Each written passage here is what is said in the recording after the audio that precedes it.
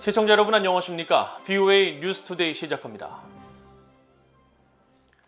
한국의 에너지 정유회사인 SK에너지의 유류 약 10,000톤이 불법 선박간 환적 방식을 통해 북한으로 유입된 사실이 확인됐습니다.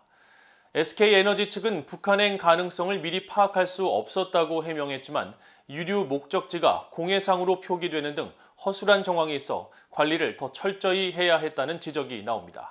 함지하 기자가 보도합니다.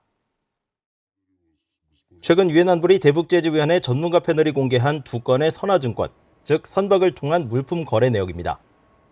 지난해 3월과 4월 체결된 판매 계약인데 판매 주체가 한국 정유회사인 SK에너지입니다. 판매 유류는 한국에서 정제돼 SK에너지 타이완 지사로 옮겨져 관리되어 온 가스오일로 3월과 4월분 각각 4,989톤과 4,553톤, 운송은 타이완 업체 소유 선박 써나드호가 타이완 타이중 항구에서 한다고 돼 있습니다. 또 해당 화물의 목적지 항구는 두 건의 선화증권 모두 공해상으로 표기돼 있습니다. 전문가 패널은 이런 방식으로 거래된 SK에너지의 유류가 써나드호에 실려 작년 3월 30일과 31일 사이 공해상에서 선박 간 불법 환적 방식을 통해 북한 깃발을 단 신평 2호로 옮겨졌으며 다음 날인 31일과 4월 1일 사이 또 다른 북한 유조선 안산 1호로 환적됐다고 밝혔습니다. 또 유류 2차 분도 일주일 뒤 써나드호에서 북한 선박으로 옮겨졌고 이후 남포와 청진, 함흥항에 유류를 하역하는 모습이 위성을 통해 포착됐습니다. 국제사회가 대북 결의를 통해 북한의 유류 반입을 철저히 제한하고 있는데 한국 업체가 판매한 유류가 불법 환적을 거쳐 북한으로 유입된 겁니다.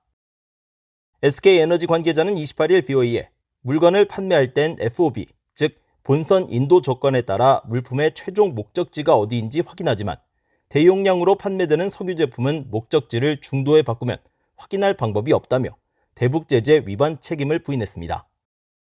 하지만 이 같은 해명에 대해 선박업계는 최초 유류 거래 당시 구매자 측이 목적지를 공해상으로 지정한 사실에 주목하면서 SK에너지 측이 제재 위반 가능성을 고려해 좀 더 신중히 처리했어야 했다고 지적합니다.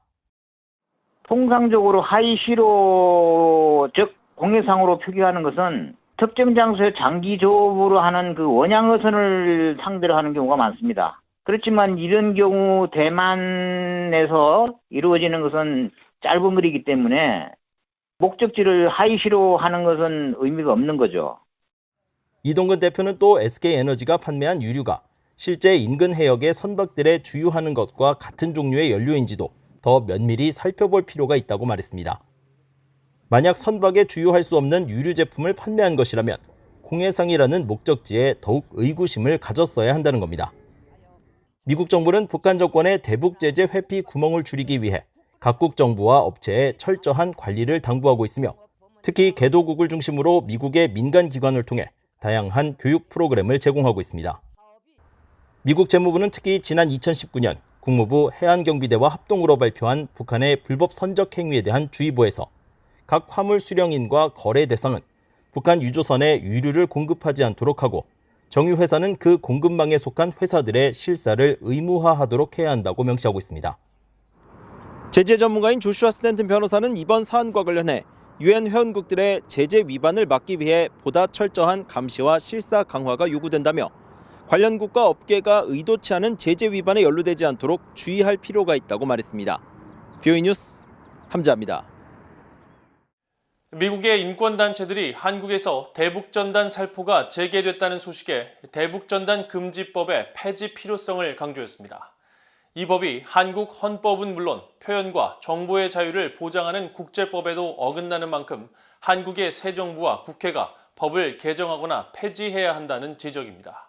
김영교 기자가 취재했습니다.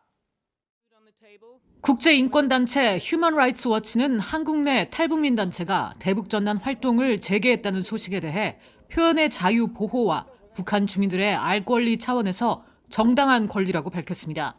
이 단체의 존 시프턴 아시아 국장은 특히 이런 활동을 막고 처벌하는 대북전단 금지법의 폐지를 거듭 촉구했습니다.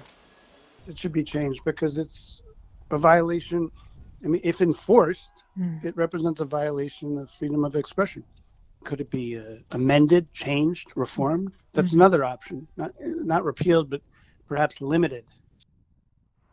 앞서 한국의 탈북민 단체인 자유북한운동연합은 지난 25일부터 이틀간 윤석열 대통령 당선인 사진 등이 담긴 대북전단 100만 장을 대형 기구 20개에 매달아 북한에 날려보냈다고 밝혔습니다. 한국통일부 당국자는 28일 기자들에게 구체적인 사실관계를 파악 중이라며 대북전단 금지법이 입법 취지에 맞게 이행되도록 노력할 것이란 기존의 입장을 거듭 밝혔습니다. 하지만 미국의 북한 인권단체들은 한국 정부의 이런 입장에 불편한 반응을 보였습니다. It's a violation of South Korea's constitution, but it's also a violation of South Korea's treaty obligation under the International Covenant on Civil and Political Rights. So what Park is doing is completely legal if you're applying the Constitution of South Korea and the International Covenant, because everyone has the right to share information. 로버트 킹 전 국무부 북한인권 특사는 미국에서 대북전단 금지법에 대해 관심과 우려가 큰 이유로 모두가 정보 자유를 공유해야 한다는 미국인들의 기본 인식을 지적했습니다. One of the things that's interesting in the United States is this sense of access to information is a right that everybody should have. There should be freedom of information. We should be able to listen to, all sides of an argument, and we should have access to information. And I think it was the decision to ban sending leaflets to North Korea was not, I think, by most Americans considered a particularly wise step. 북한인권위원회의 그레그 스칼라튜 사무총장은 대북 전단 금지법이 바뀌기 위해선 한국 국회 다수당인 더불어민주당의 동의가 필요하기 때문에 쉽지 않을 것이라면서도 윤석열 정부가 이를 극복하는 방안을 마련하길 기대한다고 말했습니다. 윤석열 새 정부의 권영세 통일부 장관 후보자는 지난 15일 기자들에게 대북 전단 금지법이 헌법적 관점에서 문제가 있다고 말했으며 과거 언론 기고에서도 자유주의적 관점에서 이 법이 폐지돼야 한다고 말했었습니다. VOA 뉴스 김현경입니다. 미국 상원 외교위원회 공화당 간사인 제임스 리시 의원이 미국의 북핵 억지력과 미사일 방어 역량을 더욱 강화해야 한다고 밝혔습니다. 리시 의원은 27일 북한 김정은 국무위원장이 최근 열병식 연설에서 근본 이익을 침탈하면 핵무력을 결행하겠다고 협박한 데 대한 VOA의 논평 요청에 북한 정권의 열병식과 이런 발언은 우리의 핵 억지력과 미사일 방어 능력 강화의 필요성을 다시 한번 보여준다고 강조했습니다. 아울러 이는 미국의 역량과 핵 탑재 해상 발사 순항 미사일을 일방적으로 없애지 말아야 할 필요성도 일깨워준다고 강조했습니다.